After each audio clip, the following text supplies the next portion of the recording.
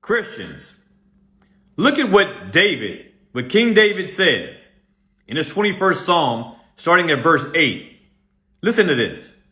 David's praying to God, and he asks this. He says this about God. Your hand will find all of your enemies. Your right hand will find all those who hate you. You shall make them as a fiery oven in the time of your anger. The Lord shall swallow them up in his wrath, and the fire shall devour them. Their offspring you shall destroy from the earth, and their descendants from among the sons of men. For they intended evil against you. Now, Christians, no one likes to hear these dreadful words. God says he's going to search out his enemies and destroy not only them, but their offspring. He says he's going to destroy them.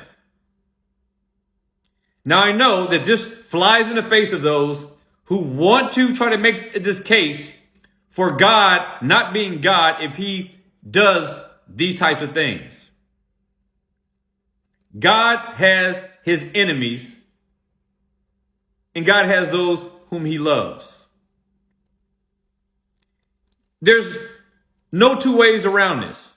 There are two families on this earth. The family that loves God and the family that hates God. And all those who hate God are his enemies. They're all his enemies. And he says he will find them all. He will devour them. He will devour them in his wrath, his fiery wrath, and he will destroy their offspring as well.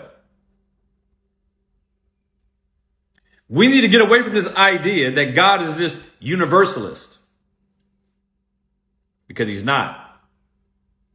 God is coming back to destroy sinners and to take his people home with him.